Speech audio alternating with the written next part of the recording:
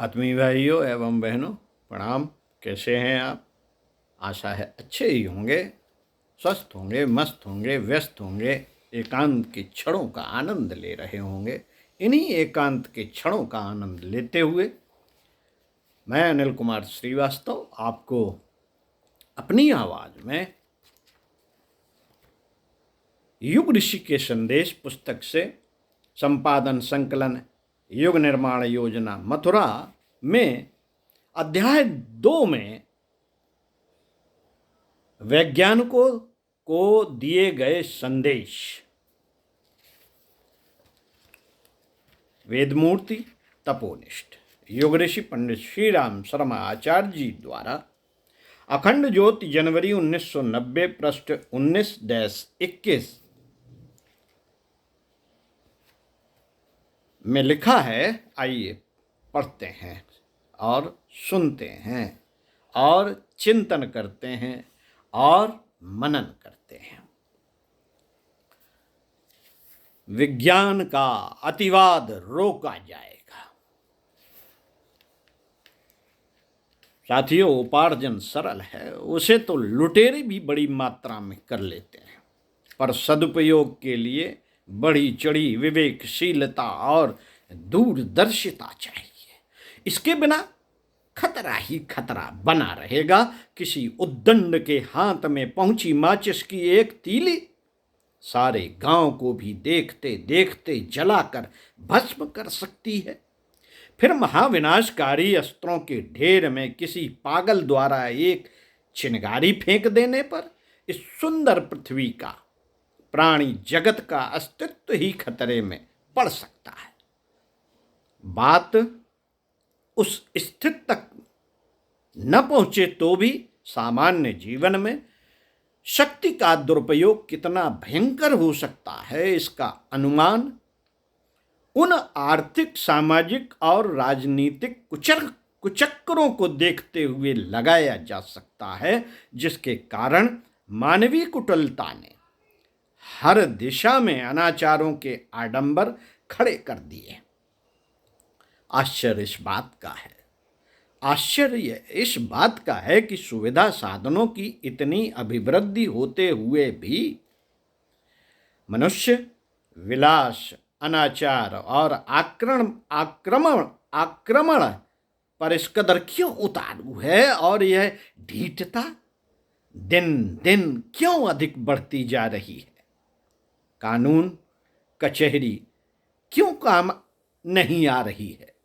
धर्मोपदेश और नीति नियमन के लिए किए जा रहे अनेक प्रस्तुतिकरण क्यों अप्रभावी सिद्ध हो रहे हैं। साहित्य, संगीत, कला का परंपरागत रुझान अपना परंपरागत राजमार्ग छोड़कर किस कारण पतन और पराभव का वातावरण बनाने में जुट गया है। ये सभी प्रश्न जितने अनसुलझे हैं उतने ही कष्टकारक भी। मित्रों, साथ ही यह सोचा जा सकता है कि जब अगले दिनों मानव अधिक चतुर और समर्थ होगा तो वह सार्वजनिक शांति के लिए कितना खतरनाक सिद्ध होगा। ऐसी दशा में अगले दिनों जिस प्रगति की आशा की जाती है और संभावना देखी जाती है, उसका लाभ मनुष्य को मिलेगा या वह और भी अधिक गहरे दलदल में फंस जाएगा। यह एक प्रश्न चिन्ह है। मित्रों, मनीषियों का मत है कि आज की समस्याएं बुद्धिवाद की उपज है। बुद्धि ने ही अविज्ञात के अंतराल को खोजा, टटोला और फिर उसके पीछे हाथ धोकर पड़ गई। प्राकृतिक संसाधनों का अविवेकपूर्ण दोहन इसी दुर्गत की परिणति है। अब जब चारों ओर उनके अकाल का हाहाकार मचने लगा है, तो विज्ञान की सभी विधाएं एक दूसरे को, सत्ताधीशों को, संपन्नों को दोष देती देखी जाती है। क्या इसका कोई समाधान नहीं है? यह सब इसी प्रकार चलता रहेगा जब तक कि महाविनाश सामने ना आ पहुंचे।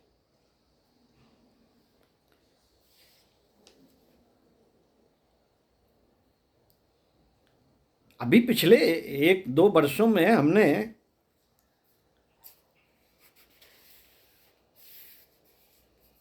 उस स्थिति पर अपने आप को पाया कि जहां हम कुछ नहीं थे। तो अब भी नहीं चेते तो क्या जब महाविनाश सामने आ जाएगा तभी चेतेंगे? साथियों, अध्यात्मवेत्ता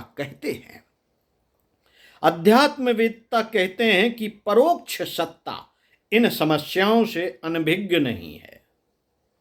अध्यात्म तंत्र इन विभीषिकाओं से जूझने हेतु अपनी तैयारी कर रहा है, वे चाहे दिखाई पड़े अथवा न दिखाई पड़े। किंतु दृश्य समस्याओं के प्रतिरोध में अगले ही दिनों ऐसे बुद्धिपरक समाधान प्रस्तुत किए जाएंगे जिन्हें देखकर स्वयं इन्हें जन्म देने वाले वैज्ञानिक भी हतप्रभ होकर रह जाएंगे। जिन स्रोतों से ये समस्याएं चालू हुई हैं वहीं से उनका उपचार होगा, ऐसा दिव्यदर्शी मनीषियों का कहना है। विज्ञान के साधन संवर्धन के लिए जो अधिक परिश्रम किया है उसकी सराहना ही की जाएगी। समूची मनुष्य जाति उसके सुई, माचिस जैसे छोटे साधनों से लेकर माइक्रोचिप्स, कंप्यूटरों से विविधता से लाभान्वित हुई है। शल्य चिकित्सा ने वरदान की भूमिका निभाई है।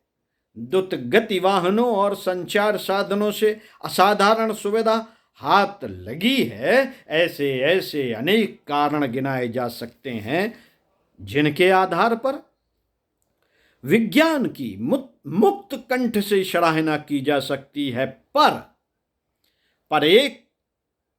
पर बात एक ही जगह अटक जाती है कि उसने मानवीय आदर्शवादिता के तत्व दर्शन को असामान्य ठहराकर पशु और पिशाच की श्रेणी तक बढ़ चलने की छूट दे दी है। पशु के लिए कोई मर्यादा नहीं, पिशाच के लिए कोई कुकृत्य नहीं। मांसाहार और पशु शरीरों की परीक्षण के नाम पर चीर फाड़, फैशन के लिए प्राणियों की चमड़ी उखाड़ना वैज्ञानिक दृष्टि से अनुचित नहीं ठहराता।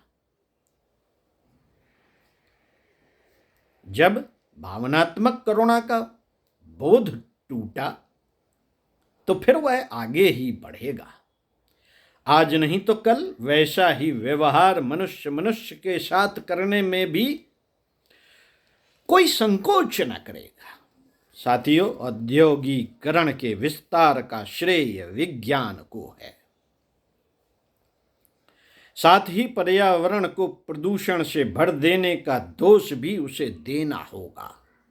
द्रुतगामी वाहनों और विशालकाय कारखानों के लिए जो ईंधन प्रयुक्त होता है उसमें वायु प्रदूषण, जल प्रदूषण, आकाश के तापमान की अभिवृद्धि, ईंधन के लिए लकड़ी का अतिशय प्रयोग होने से तापमान की अभिवृद्धि और वनों का विनाश जैसे अनेक संकट खड़े होते हैं।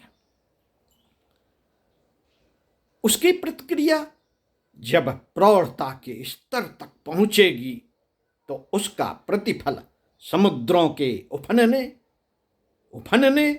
हिम भंडारों के गलने के रूप में अपनी भयंकरता प्रकट किए बिना न रहेगा। अणु ईंधन के प्रयोग से फैलने वाला विकिरण प्राणियों की जीवन शक्ति को भारी आघात पहुंचाए बिना नहीं रह सकता। ओजोन परत फटने से ब्रह्मांड किरणें और लपटें धरती पर बरसने लगने और जो उपयोगी है उसे जला डालने की चेतावनी अभी से मिल रही है।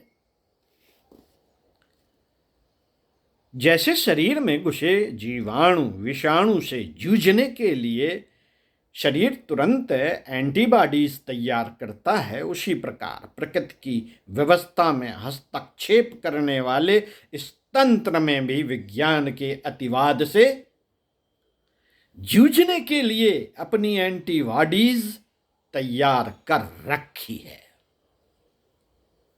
विज्ञान ने। ये दुर्बुद्धि से लड़ेगी,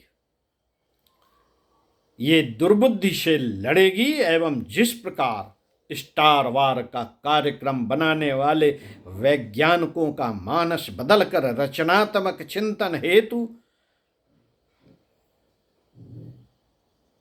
विवश करने में समर्थ हुई, अगले दिनों सारे बुद्धि जगत से मोर्चा लेंगी।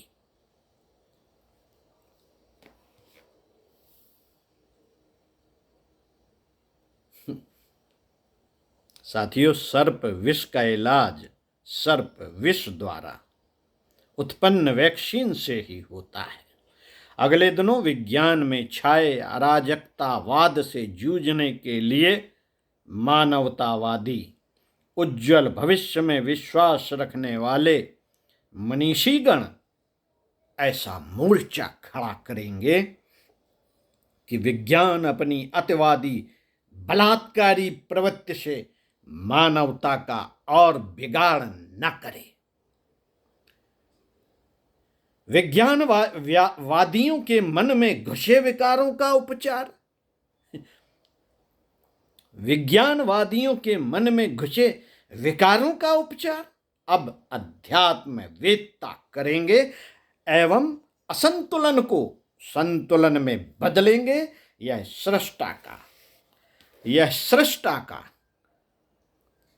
सृष्टा का मानव जाति के लिए आश्वासन जो है। ओम शांति।